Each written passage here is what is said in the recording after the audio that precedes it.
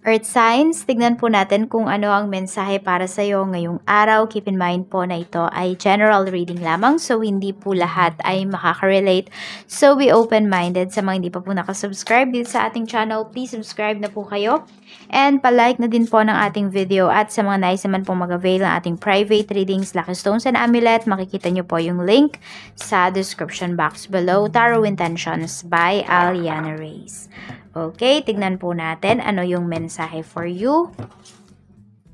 We have, this love is crazy, sabi. I can't let go of you. So, merong nahihirapan dito na kalimutan kayo. Mayroong tao dito na could be possessive pagdating sa inyo. Could be possessive or na-obsess na yung taong to. Tignan po natin kung ano pa yung mensahe para sa'yo. Spirit guide, mensahe pa po natin kay Earth signs, Taurus, Virgo, Capricorn, Sun, Moon, Rising, and Venus. Tignan natin kung ano pa yung mensahe for you. We have love. Oh, punong-puno talaga ng love. Have faith. We have victim consciousness. Okay.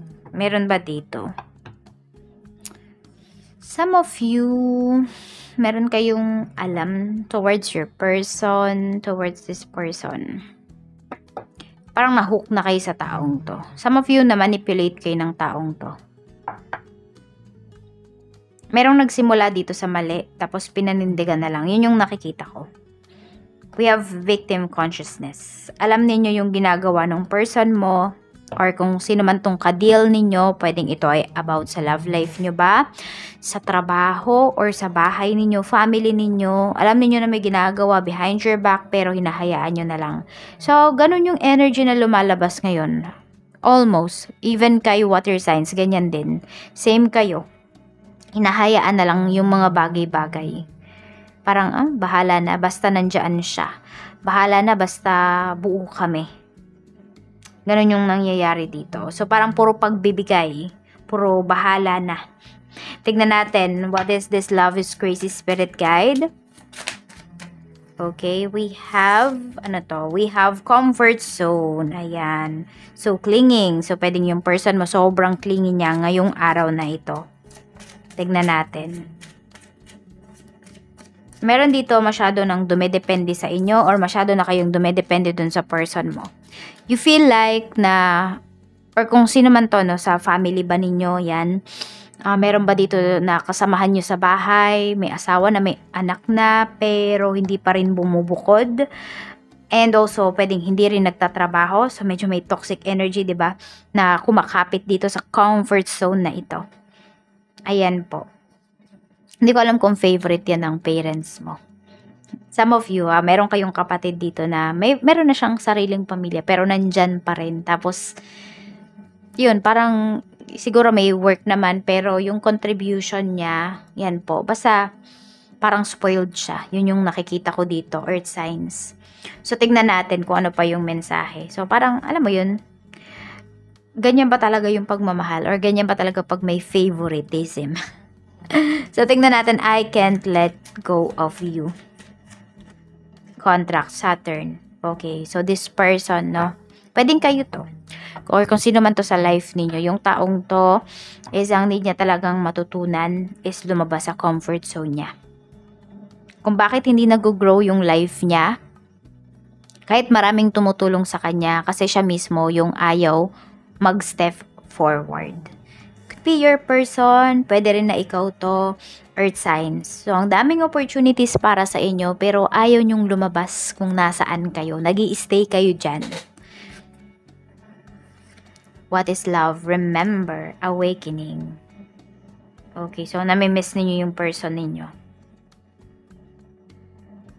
Have faith, toxicity. Yon, merong kumakapit pa rin dito. Alam mo yung kahit toxic na yung mga nangyayari, wala, nandyan pa rin siya. Some of you naman kasi, hindi na to love eh. More on tinotolerate na lang talaga kung ano ba yung nangyayari. Parang nasanay na lang, ganun. Tapos hanggang sa, pinabayaan na lang. Hanggang sa nabuhay na lang kayo na, ayan, yung toxic energy na to, nandyan na yan. Hindi nyo na maalis. forgiveness. Okay, so some of you, nagsasorry kayo sa sarili ninyo kasi alam niyo yung nangyayari pero wala kayong ginagawa. Or pwede rin na kung ito ay about sa relationships, okay, relationship, that doesn't mean na romantic relationship lang yan. Lagi ko yan sinasabi sa inyo. Okay, so may nagsasorry kayo dito kasi humantong sa toxicity. Humantong na naging toxic na yung environment. Yan. Tapos yun nga, nagsasorry din kayo sa sarili ninyo kasi natatakot kayong mag-move. Natatakot kayo na gumawa ng sabihin natin ng solusyon dito sa problems ninyo. Okay, tignan pa po natin kung ano pa ang mensahe para sa'yo. Spirit guide, tignan natin. May mga bagay din dito na nahihirapan kayong i-let go kahit ilang years na ba nating sinasabi na may mga bagay na need din yung i-let go para yan, makalaya kayo, para magkaroon nga kayo ng freedom and also magkaroon kayo ng peace of mind. Pero up until now, yung iba sa inyo, hindi nyo pa rin kaya. Kahit sabihin natin na yung iba, family members nyo to, pero kasi kung 'di ba nakakasira sila ng mental health mo, minsan need mo na din talaga silang i-let go. Earth signs. Tingnan natin. Okay, yung iba kasi 'di ba sa culture natin, medyo yung iba mahirap talagang gawin 'yan. Pero nasa sa inyo na 'yan. Okay, kayo na yung mag-decide. Lalo na kung family members nyo to.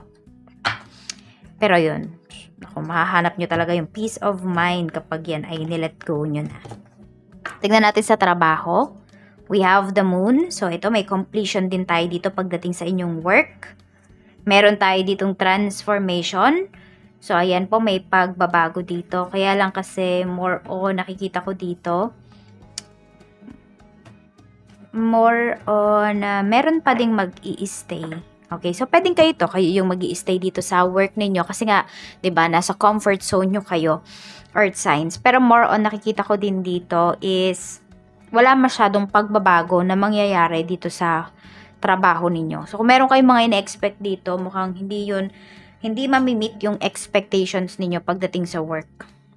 More on ito din, pagdating sa kontrata. So hindi ko alam kung ano yung hindi mababago dyan sa kontrata. Ayan po, pwedeng may request na ba kayo or nagpadagdag ba kayo dito ng salary increase? Ayan, oo. Pero pwedeng hindi siya maaprobahan. Yun. So, double check nyo yung mga contracts na pipirmahan ninyo ngayong araw or yung mga gagawin ninyong kontrata. Pagdating sa negosyo, we have 6 of Cups. Okay, meron kayong matatandaan dito. Could be a recipe, could be a products na ilalagay ninyo sa inyong business. We have, ayan, 2 of Pentacles. Yan po. Medyo lang nahihirapan kayong mag-decide dito. Hindi ko alam kung hindi ba siya, wala yata siya sa linya ng business ninyo. Yan. Or, meron din ako nakikita kasi dito gusto niyo yatang mag-open ng another business or could be ng another shop, ganyan, or another branch. Pero kasi naisip nyo, mukhang hindi nyo naman mapagtutunan ng pansin. Ayun, totoo po talaga yun. Kapag hindi kayo magiging hands-on dun sa business ninyo, wag muna kayong umagad-agad dito. Wag kayo basta-basta magde-decide na mag-open ng another business, ganyan. So, pag-aralan nyo muna kung kaya nyo ba talagang i-handle parehas yan. Kasi kung meron lang po kayong pagkakatiwalaan dito, yan, magtitiwala ka dun sa tao na yon. Paano kung hindi pala? Diba? Hindi pala talaga totoo sa'yo yung taong pagkakatiwalaan mo na yun. So, mangyari, malulugi lang yung business mo dito. Hindi naman sa nagiging negative tayo dito. Pero, reality lang yung sinasabi natin dito. Okay. Tas ito din pala, may mga babalik dito ng mga clients mo. Or kung meron dyan sa business mo na parang, kunwari ganito na lang, yung bote ng soft drinks. Hindi pa nila binabalik. So, ngayong araw na to, pwedeng ibalik na nila. Yan. Parang ganon. Kung meron mga kailangang ibalik dito sa negosyo mo, ibabalik na nila. Pagdating naman sa pera, ayan po, meron tayong 7 of Cups. So, marami kayo ditong gustong bilhin. Could be naglilista yung iba sa inyo ng mga gusto nyong bilhin. Pero may binubura din kayo kasi alam nyo na hindi kasya yung budget ninyo. Ayan, pero ito, mukhang marami nga kayo mabibili dito. Ayan. Meron dito may pagka-impulsive buyer. Yan po. Pero more on, nakikita ko naman, earth signs, yung unahin nyo dito is yung mga needs talaga ninyo ngayong araw. Yan po. Tapos, di ko alam kung meron kayong ginagastosan na mga laro dito. Could be an online games. Yan po. Mukhang meron kasing gastos. Or pwede rin yung iba po sa inyo, dyan ang gagaling yung inyong pera. I mean, yung kinikita ninyo. Yan. So, tignan natin. Pagdating sa love life, we have justice. Meron tayo ditong Knight of Swords. Medyo matamlay yung relationship ninyo. Yan, oh. Yan. So, meron nga talaga. Tingnan mo, may defensive kasi dito. Eh, ngayon, di ba nga, ito yun, no, hinahayaan. Meron na lang kayong hinahayaan dito. Painful memories. Meron kayong ayaw maalala o yung person mo. Dito sa pangyayari sa relationship ninyo, sa marriage ninyo, meron siyang ayaw ng maalala. So, meron dito, may endings dito na pinapakita. Earth signs. Ayun. So, parang may i-end na kayo dito kasi sobrang, sa halip na yung good memories yung natatandaan nyo kasi pwedeng nasasaktan kayo eh. Ayan. Meron kayong kinakalimutan. Meron kayong gustong kalimutan dito. So, yung iba naman pala sa inyo, hindi nyo naman hahayaan na always na lang ganun yung nangyayari. So, meron naman po kayong free will. Yun yung sinasabi sa inyo dito ni Universe. So, ayan po. At ito yung mga lucky numbers mo. We have number 28, 22, 12, 6, 7. Maraming salamat Earth Signs and mag-iingat ka always.